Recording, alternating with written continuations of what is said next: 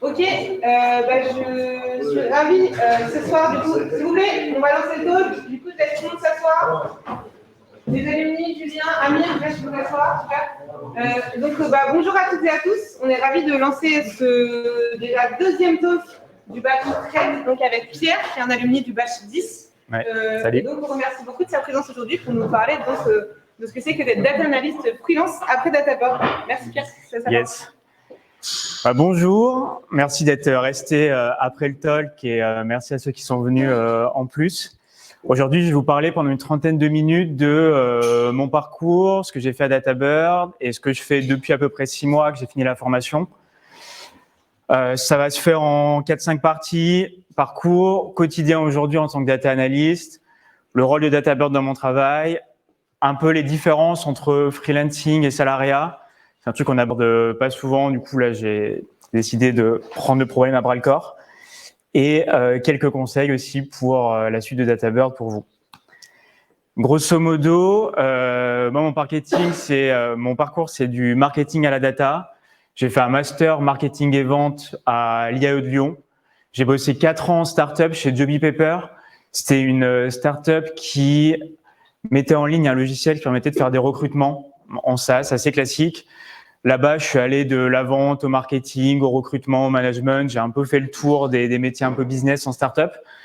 Au bout de 4 ans, je suis arrivé sur une fin de cycle. Et arrivé à la question de la reconversion, je ne voulais plus faire de marketing parce que la couleur du bouton, savoir si on mettait un point d'exclamation à la fin de la phrase, j'en avais un peu marre. Par contre, j'avais eu la chance de gérer un peu les outils dans ma boîte, gérer le CRM, gérer les outils de mailing, gérer la construction des bases de données pour derrière aller faire du commerce ou du marketing dessus. Donc, il y avait un petit sujet data qui me plaisait bien et je me suis dit, let's go, Databoard, on va tester. Je passais les entretiens, j'ai été admis cash, c'était incroyable. J'ai fait la formation, ça s'est super bien passé. Donc 2 mois comme vous allez voir, c'est top. Et ensuite commence le parcours data analyst.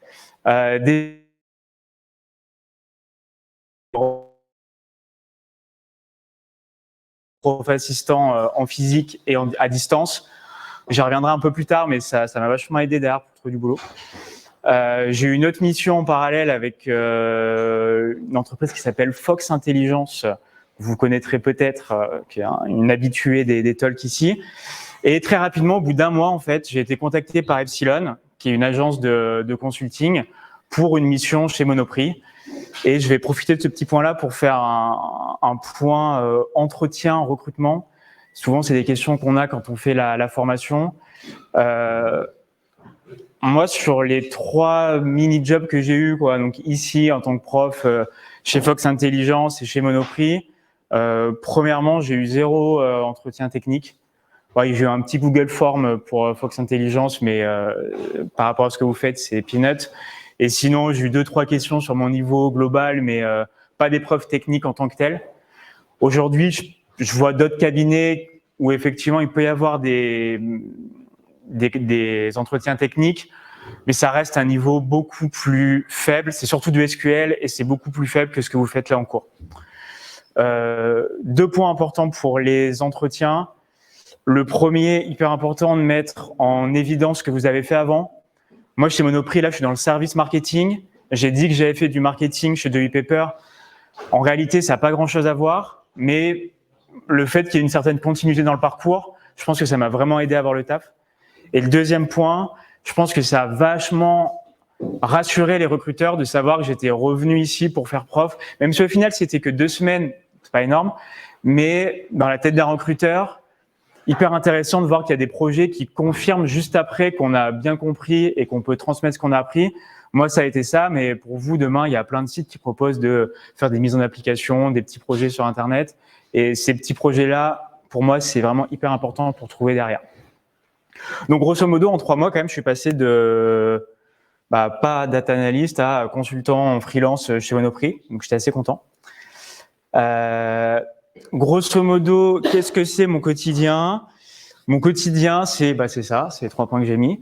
Le gros du travail, c'est de l'analyse de campagne. Pour ceux qui sont familiers du marketing ou qui ont des cartes de membres dans des entreprises de grande distribution, il y a 10 000 campagnes par an, des emails, du courrier, des SMS, des notifications, etc., etc. Moi, j'analyse ça. L'idée, c'est de faire le lien entre les stats que peuvent déjà avoir le marketing. Ils savent si leur email il a été ouvert, pas ouvert, cliqué, pas cliqué. Par contre, ils savent pas nécessairement qu'est-ce que ça donne derrière en termes d'achat. Et moi, le but, c'est de faire le lien entre les gens qui ont potentiellement été touchés par des campagnes marketing et de voir quel a été leur comportement d'achat derrière. Est-ce que le panier moyen il est supérieur à avant l'opération? Est-ce qu'il y a eu plus de ventes, moins de ventes? J'y reviendrai un petit peu après. Il y a des projets de fonds. Bon, ça, c'est carrément plus intéressant parce que les analyses de campagne, quand ça se répète, vous faites rapidement le tour. Par contre, les projets de fonds, je vous donnerai 2 exemples précis. Là, c'est hyper intéressant et ce que j'ai appelé l'évangélisation data, mot un peu, voilà, je l'ai tenté, mais on aurait pu dire pédagogie, ça marche aussi et pareil, je vous donnerai un exemple.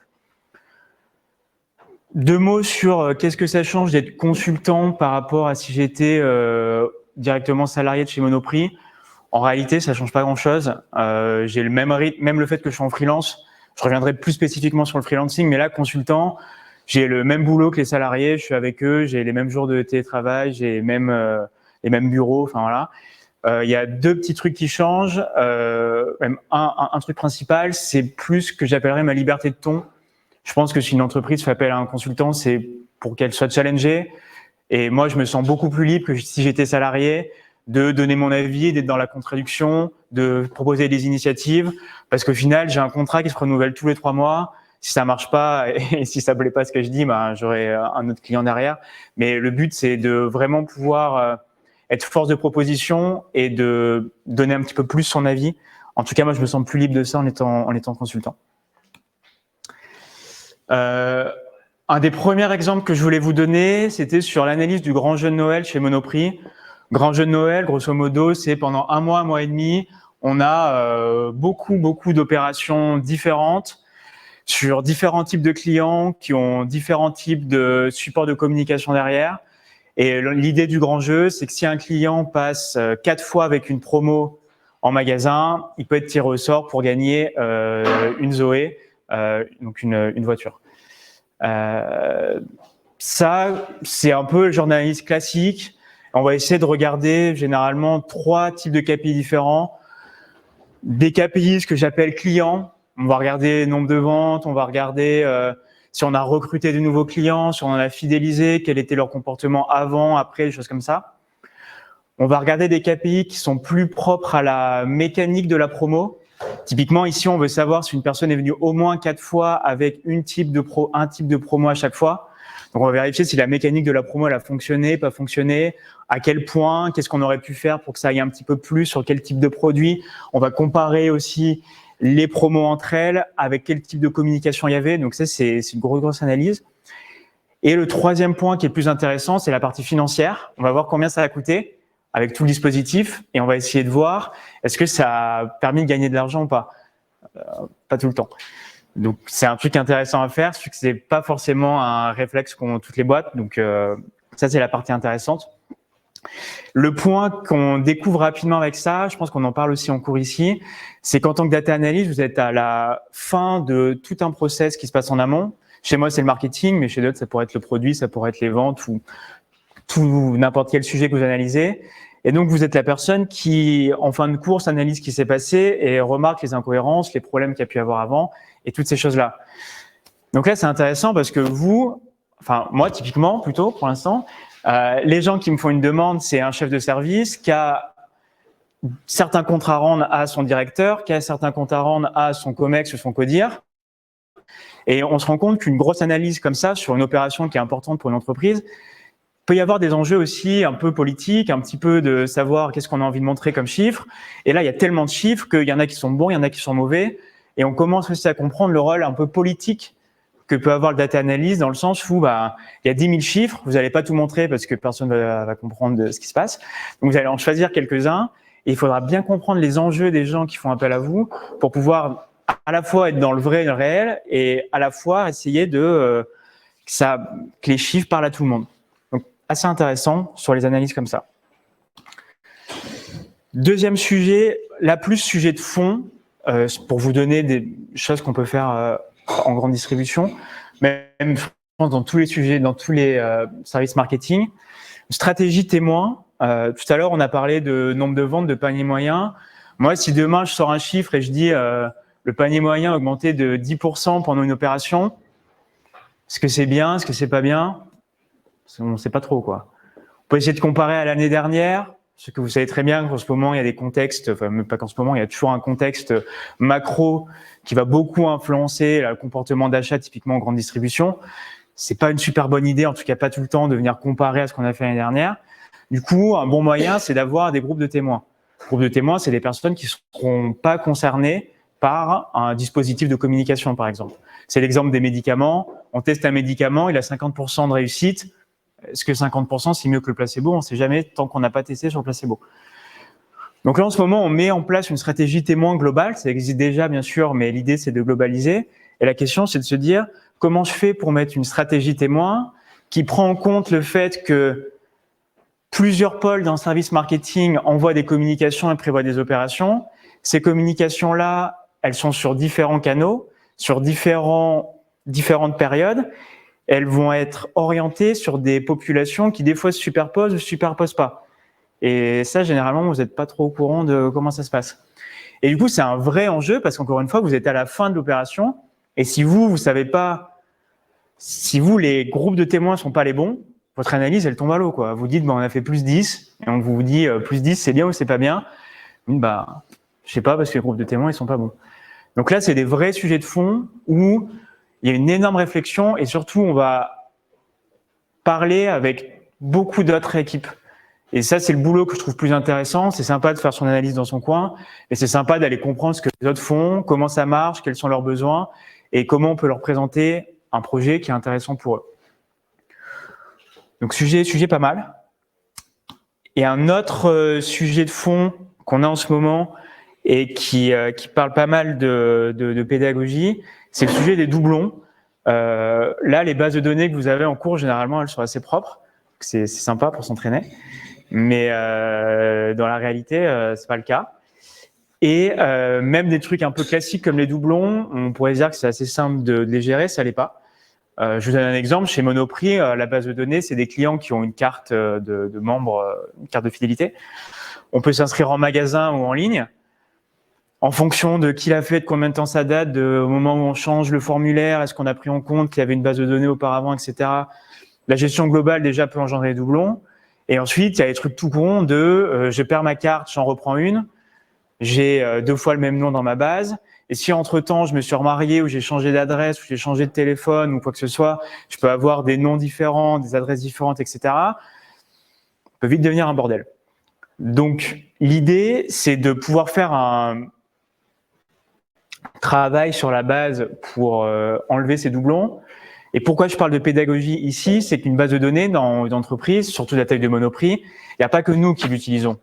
C'est-à-dire que si moi, je fais un travail sur les doublons et imaginons, j'envoie 10 personnes, j'envoie 10% de la base de données en disant c'est des doublons, ça veut dire que sur la plupart de mes analyses, je vais avoir 10% de différence avec tous les autres services de Monoprix. Pas ouf. Du coup, l'idée, là, c'est vraiment d'aller faire de la pédagogie auprès de tous les services de Monoprix qui utilisent de la data. Ça peut être la compta, le contrôle de gestion, la finance, les autres services de data dans les autres services de Monoprix. Et là, on a un vrai sujet de pédagogie pour aller leur expliquer pourquoi c'est important d'enlever les doublons, quelles techniques nous on veut utiliser, comment on va faire, comment on va convaincre les directrices marketing de le faire, quels bénéfices on va avoir derrière. Et ça, c'est un vrai sujet de pédagogie et qui est super intéressant qu'on fait en ce moment. Sur les 3 exemples que je voulais vous donner, je ne suis pas rentré dans les détails techniques.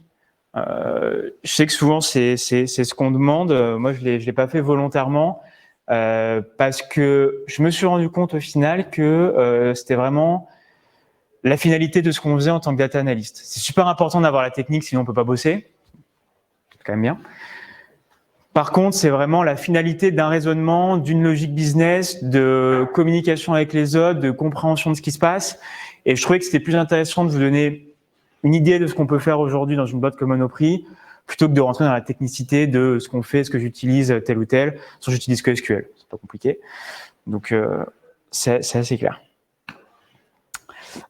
Pour moi, le futur, el futuro, ce sera plus idéalement de me diriger sur un profil technique. Là, j'utilise que du SQL, j'aimerais bien aller plus sur du Python, c'est ce qui me plairait bien, moi.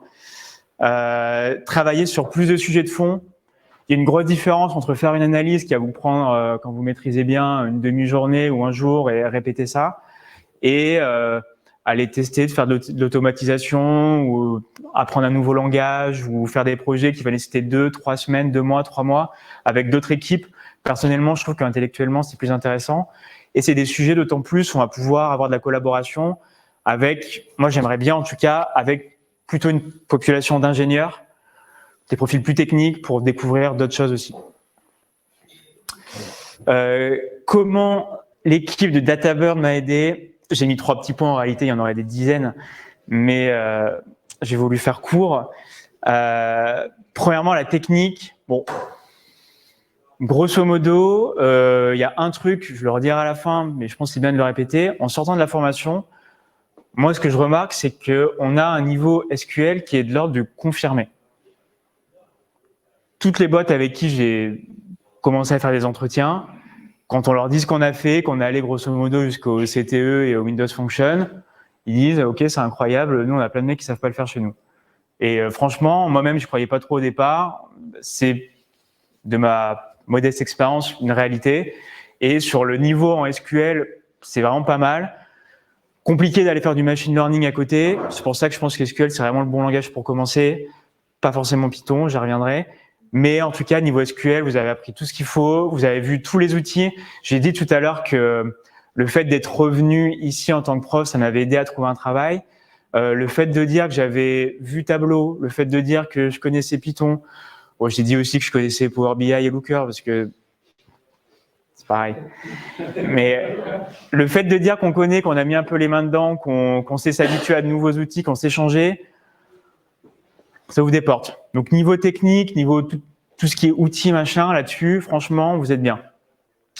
Deuxième point, sur la débrouillardise, ce que le professore Gianotta nous dit souvent, c'était qu'aller trouver un bout de code sur Stack Overflow, c'était une compétence à part entière.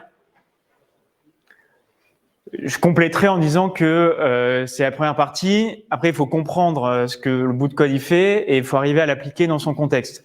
Mais effectivement, c'est une vraie compétence qu'on apprend ici. Et typiquement, aujourd'hui, moi, je code sur Snowflake, qui est là où on héberge notre code, qui est connecté à notre base de données. C'est pas exactement le même langage SQL qu'on apprend à la formation. Alors, il n'y a pas de grosse différence, c'est peut-être 1 ou 2% de différence, mais quand il y a un truc qui marche pas, il faut aller se farcir la doc, il faut aller comprendre pourquoi quand il y a une virgule ça fait pas ci ou quand il y a un truc ça fait pas ça. Et je trouve que ça on l'a bien fait, et en tout cas on s'habitue à juste pas savoir dès le début et aller chercher l'info. Donc ça c'est pas mal, pas mal. Et le réseau. Première mission que j'ai trouvée, moi, c'était, déjà, je suis revenu là, et après, j'ai fait une mission chez Fox, qui était un alumni d'ici. Donc, mes 2 premiers petits boulots, je les ai trouvés grâce à DataBird. Je suis revenu pour la job fair il y a 3 semaines, 2 semaines, je sais plus, où j'ai rencontré plein de gens très cool. Et aujourd'hui, les gens de ma promo ont des super jobs, comme Vincent, par exemple, qui est là, qui est aussi consultant. Et le fait d'avoir un réseau de gens qui bossent dans la data quand on n'en vient pas soi-même, c'est pas mal pour se conseiller, pour discuter, puis pour trouver du boulot. Rapidement, non même pas rapidement, même prenons le temps de parler des différences freelance-salariat. Je prendrai ces 4 points-là. Et encore une fois, c'est dans le cadre de mon expérience personnelle et dans le cadre du consulting. En dehors, je ne sais pas. Pour la rémunération, si vous avez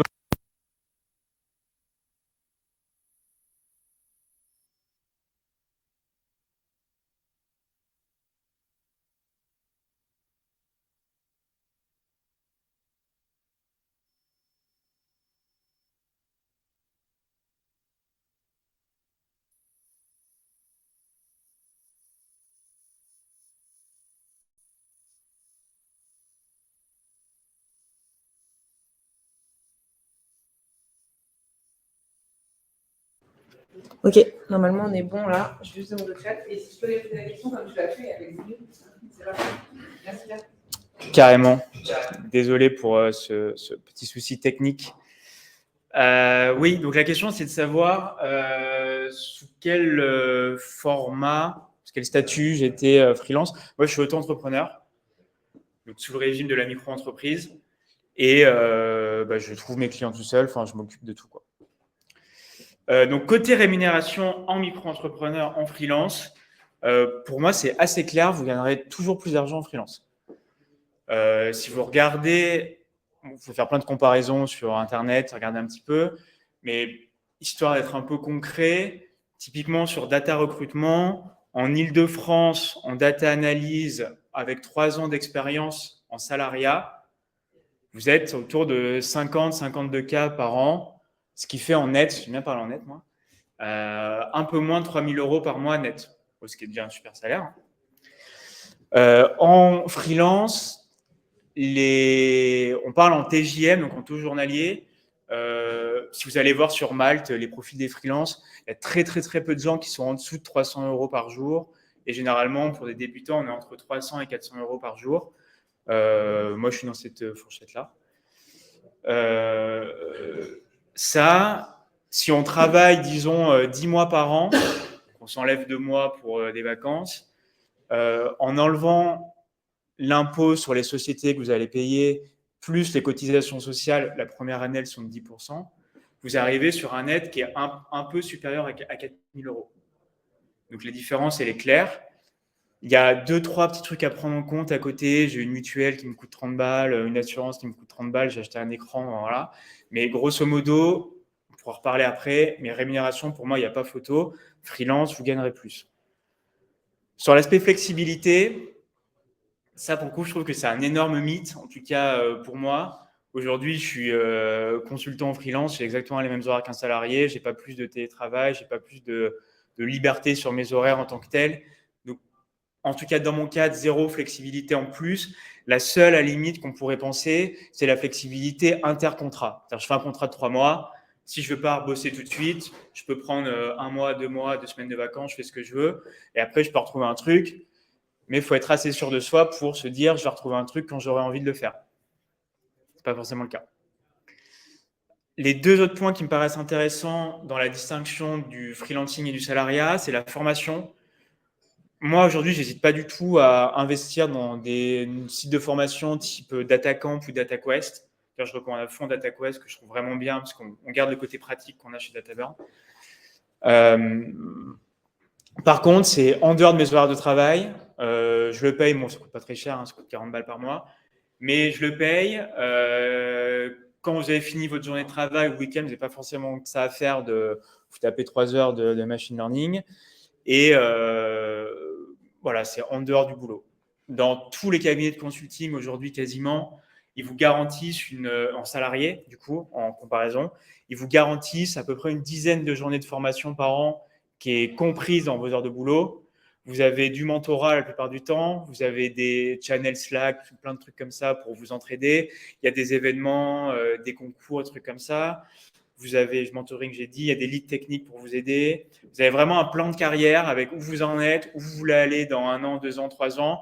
Et généralement, ils vous aident vraiment à vous diriger là où vous voulez aller, même en vous donnant les missions qui vont vous permettre petit à petit d'atteindre ce que vous voulez faire. Donc, c'est possible de se former et de monter en compétences en freelance. Simplement, ça va être plus d'efforts personnels. Ce n'est pas compris, entre guillemets, dans votre tarif, quoi. Et le dernier point, c'est l'accompagnement. Ce que j'appelle accompagnement, c'est plus l'entourage, entre guillemets, l'ambiance qu'on peut avoir dans une boîte ou des choses comme ça. C'est pas pour faire mon Calimero, mais quand vous êtes externe dans une boîte, vous êtes externe, quoi. Vous n'êtes pas, c'est plus cher à la cantine, pas forcément invité, c'est vrai, hein, c'est vrai. Plus cher à la cantine, les événements corpo, vous êtes invité 1 fois sur 2, ça dépend s'il y a le budget. C'est toujours, voilà, vous êtes à 5e roue du carrosse, quoi. Et typiquement, la boîte de consulting qui vous place, près d'eux, vous êtes freelance aussi, donc pareil, vous n'avez pas accès à tout ce qui se passe niveau ambiance, accompagnement, niveau management. Personne ne vous manage, vous êtes tout seul. Donc, c'est vraiment un truc à prendre en compte aussi.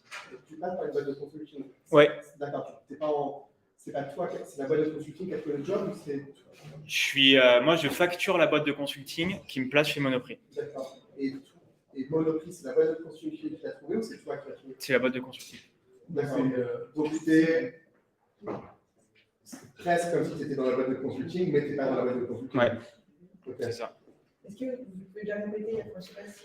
Bon, la finalité de cette histoire, c'est que c'est comme si j'étais dans la boîte de consulting, mais je ne suis pas vraiment.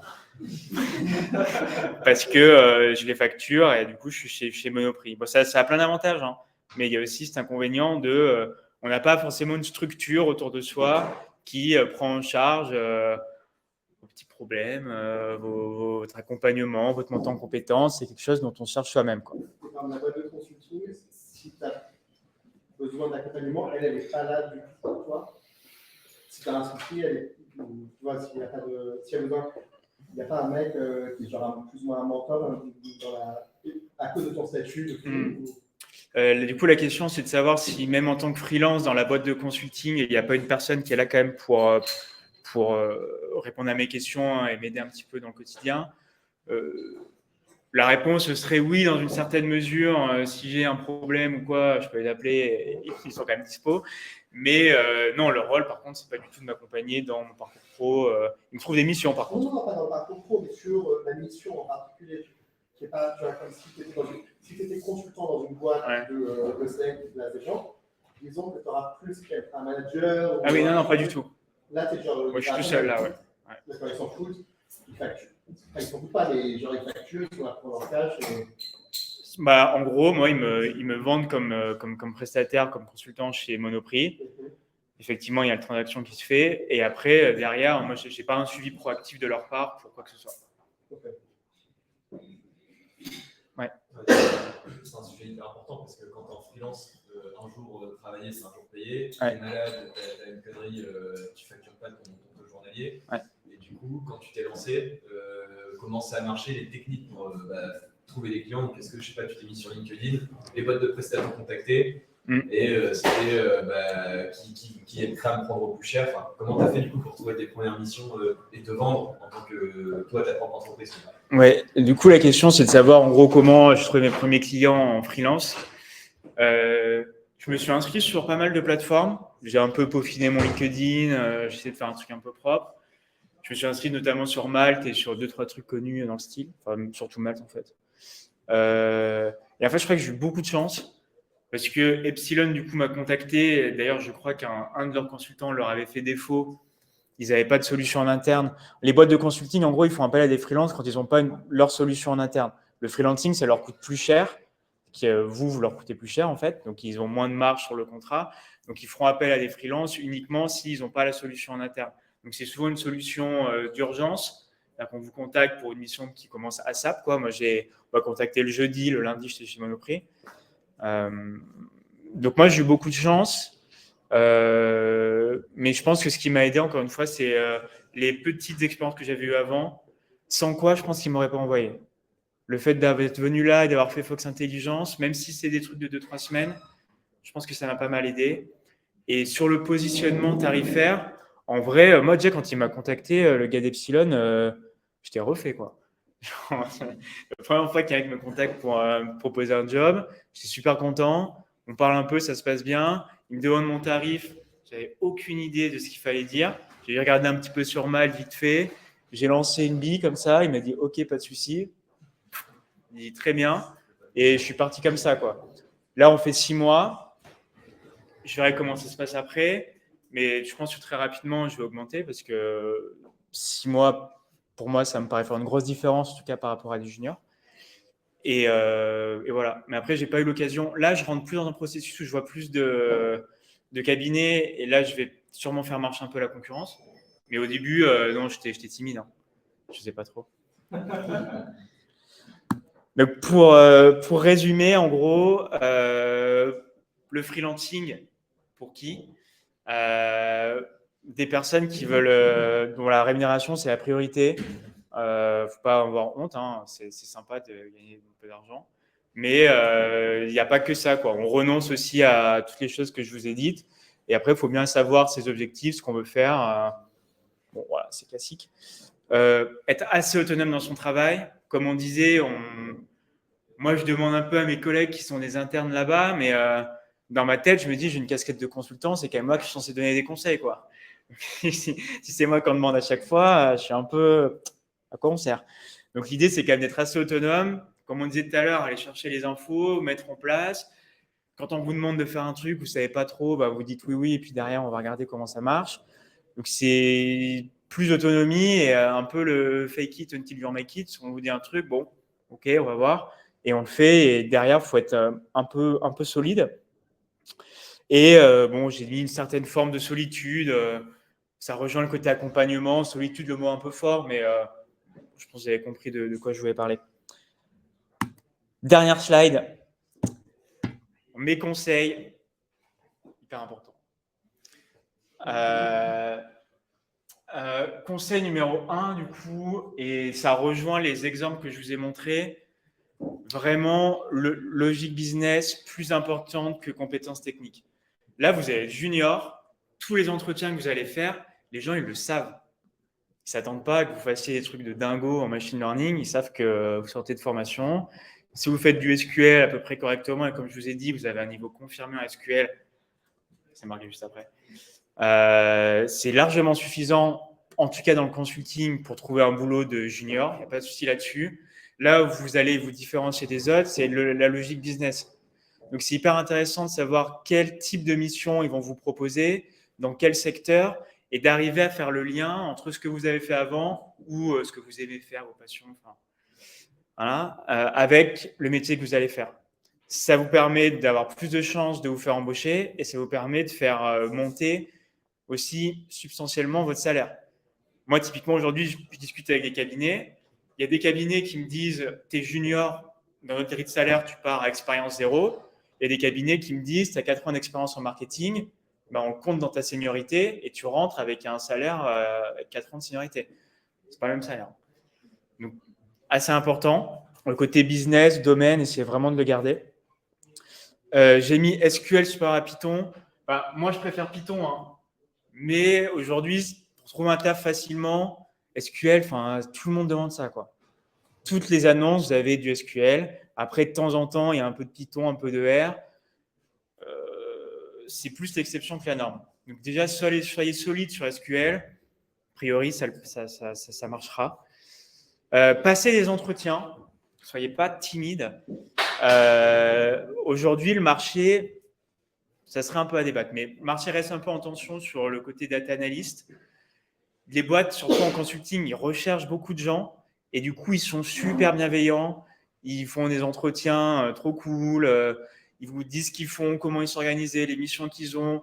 Votre profil, il est comme ci, comme ça. Vous pourriez améliorer ci, ça. Si c'est pas bon, on se reparle dans 3 mois. Enfin, le processus, il est assez agréable à passer. Vous en ressortez souvent avec un peu de confiance qu'on vous dit que votre profil est bien, donc ça fait plaisir. Et si ça ne matche pas pour le job actuel, ils vont vous dire revenez dans 4 mois, ils vont vous donner des conseils, ils vont vous mettre en relation avec un manager, vous pourrez toujours leur envoyer des messages si vous avez un truc que vous ne comprenez pas ou quoi. Enfin, n'hésitez pas à y aller. Vous pouvez que apprendre des choses et comprendre comment s'organiser ces boîtes-là. Et capitaliser sur votre expérience passée. Bon, bah, ça, je l'ai dit plein de fois. Donc voilà. Merci de m'avoir écouté.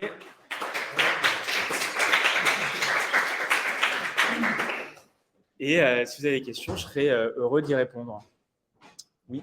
Est-ce que tu penses que le coup de passer des certifications en ligne, notamment pour Tableau et Power BI ou SQL, comme ça peut le mettre sur le LinkedIn et ça peut faire briller Ouais, du coup, la question, c'est est-ce que c'est intéressant d'avoir des certifications sur des outils comme Tableau ou sur des langages de programmation?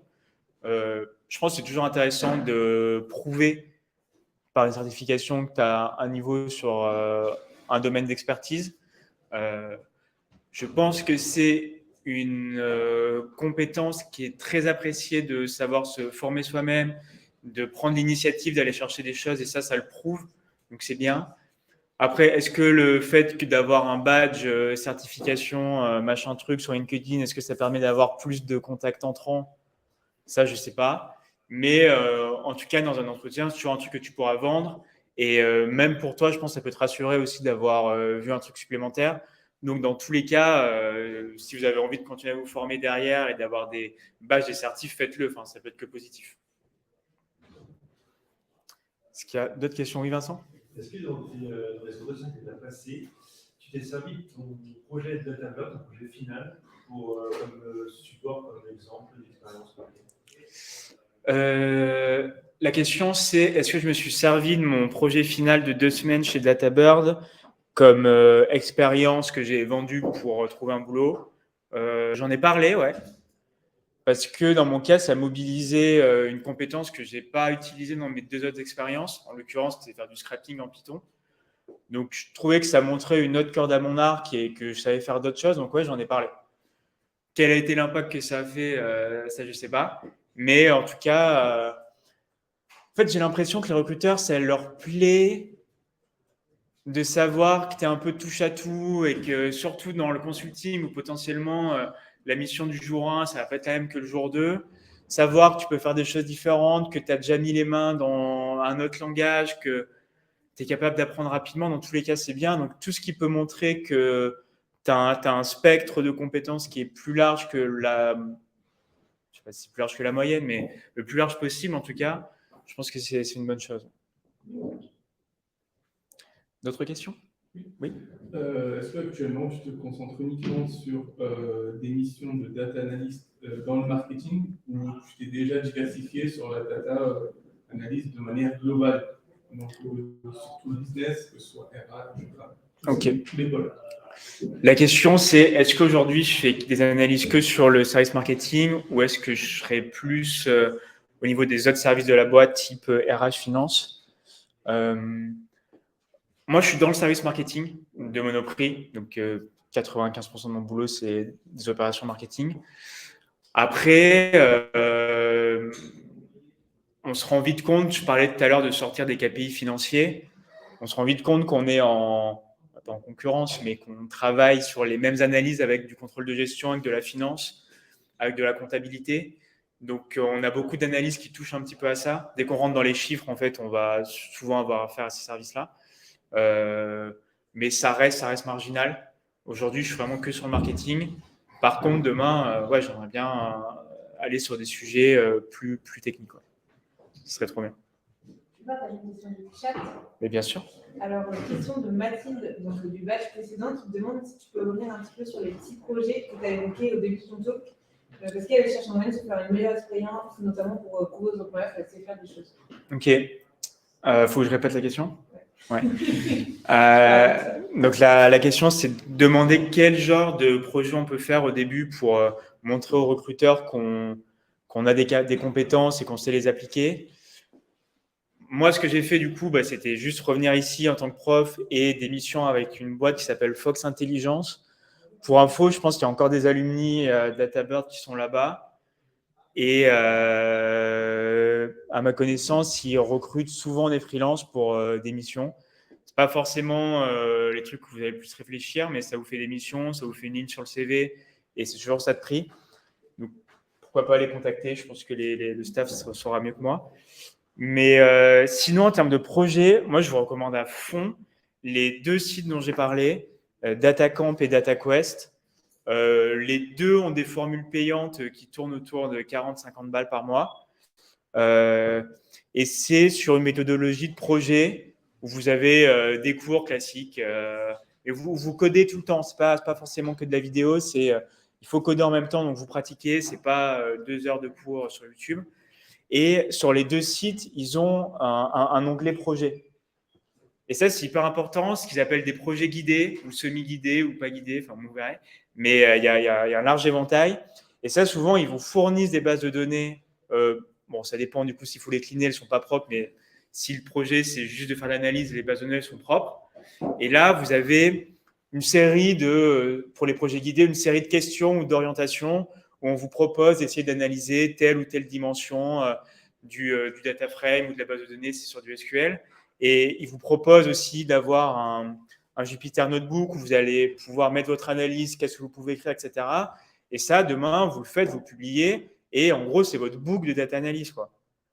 Moi, franchement, si je n'avais pas trouvé aussi vite, c'est ce que j'aurais fait. D'ailleurs, c'est ce que je pense faire pour peut-être changer un petit peu de secteur, c'est d'aller faire des projets perso sur les secteurs qui m'intéressent pour leur montrer que je sais aussi faire ça. Mais moi, ces 2 sites-là, je les recommande. Après, il y a plein de projets sur YouTube, des choses comme ça, mais là, je trouve que c'est encadré, c'est bien fait. Vous avez tout ce qu'il faut pour réussir. Et je trouve que pour le prix, c'est vraiment rentable parce que derrière, s'il faut trouver le job que vous voulez faire, bah, ça vaut le coup, quoi. Ouais. C'est quoi les logiciels, les langages, les techniques que tu n'as pas forcément apprises pendant le bootcamp, que tu as dû apprendre, et c'est quoi les difficultés pour monter en compétence là-dessus? Ok. La question, c'est est-ce qu'il y a des choses dans mon job actuel, des compétences ou des outils que je ne connaissais pas, que je n'ai pas appris pendant la formation, et comment, du coup, je me suis adapté ou dans mes anciens jobs.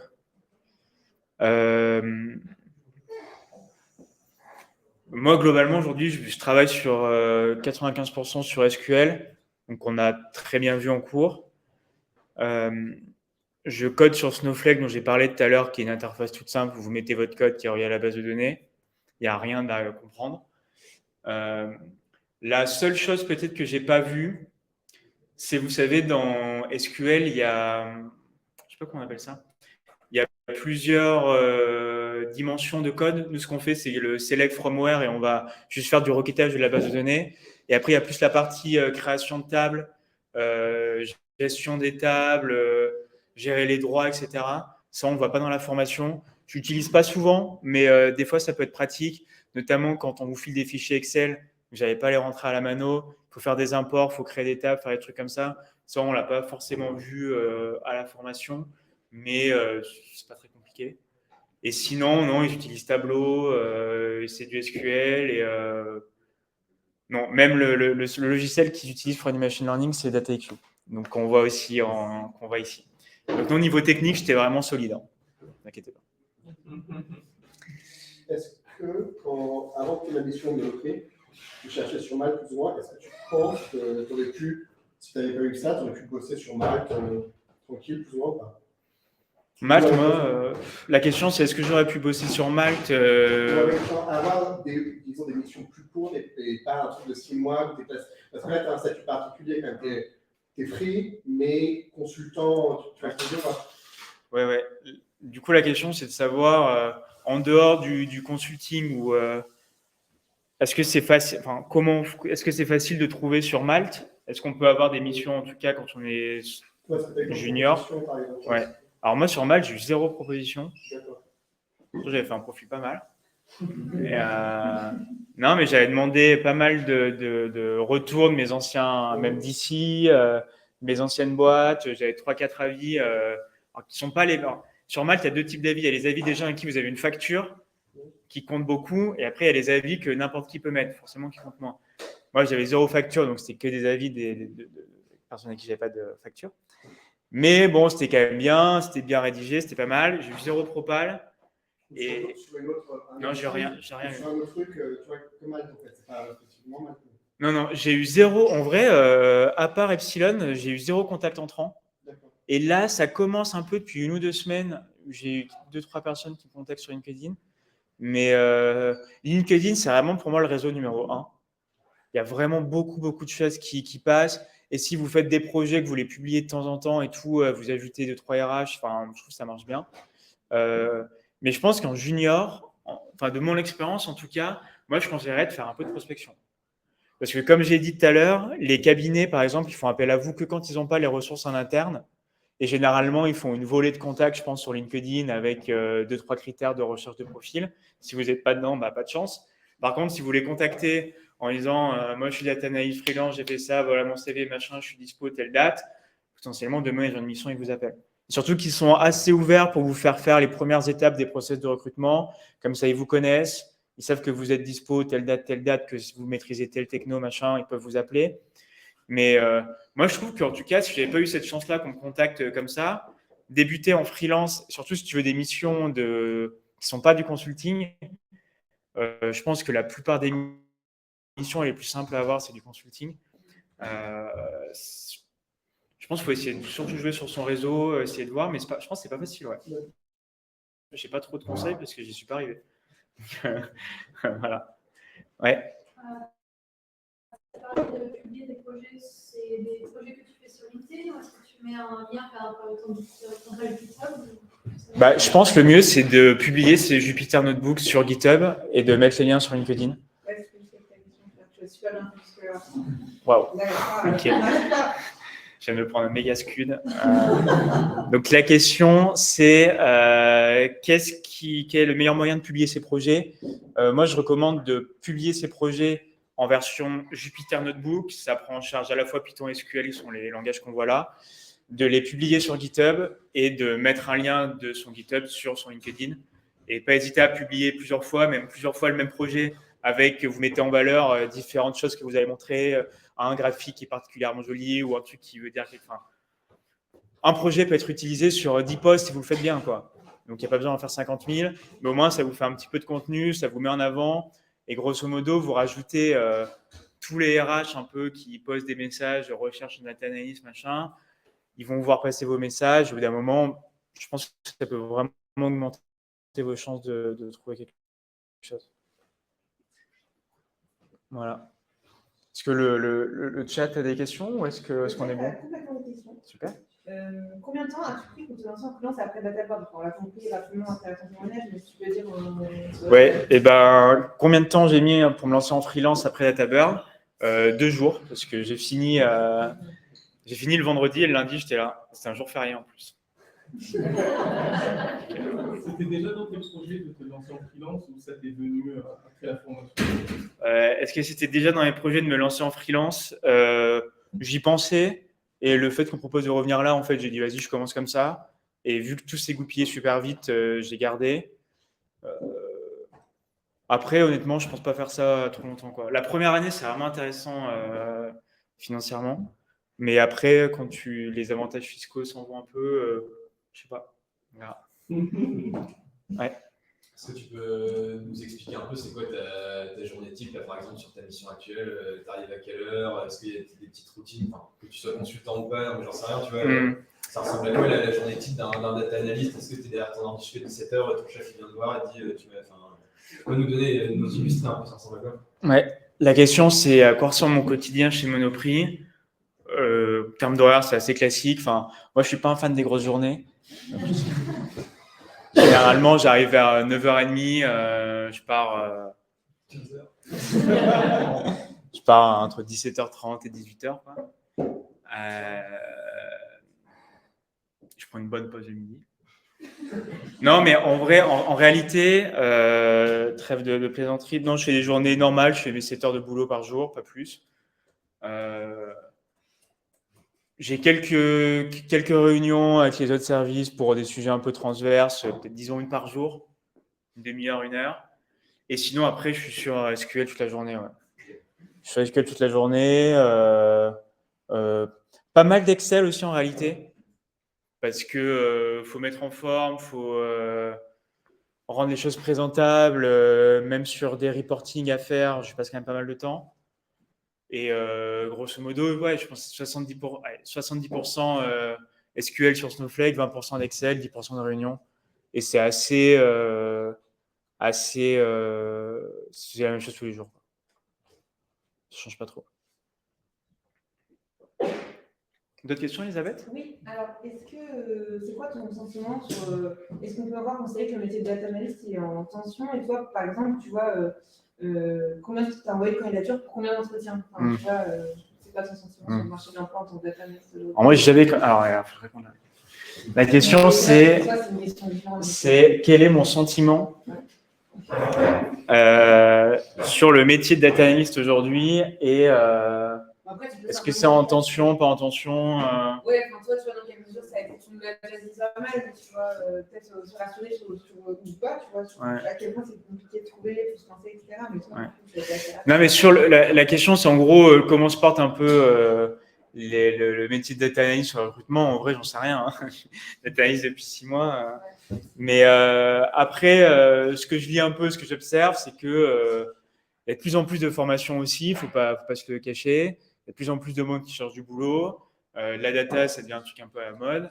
Donc, il y a encore data analyst, c'est encore comment dire, une déclinaison du métier dans la data où ça cherche pas mal. Parce que comme je vous l'ai dit, votre avantage, c'est d'avoir la brique business. De ce que j'entends, le côté data scientist, ça vient vraiment boucher. Et ce qui marche bien, c'est ce qu'ils appellent les data engineers.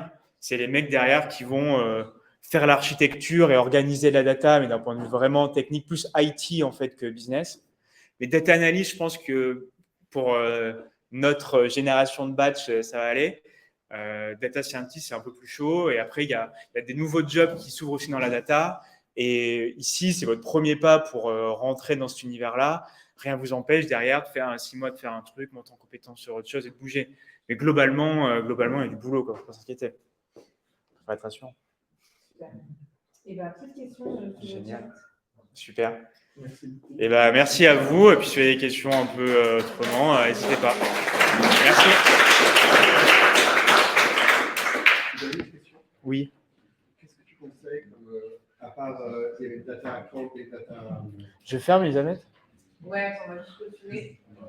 Je vais te poser la question. Soit c'est data account ou data account ou data account. Ouais. Qu'est-ce que tu conseilles? On va. C'est pas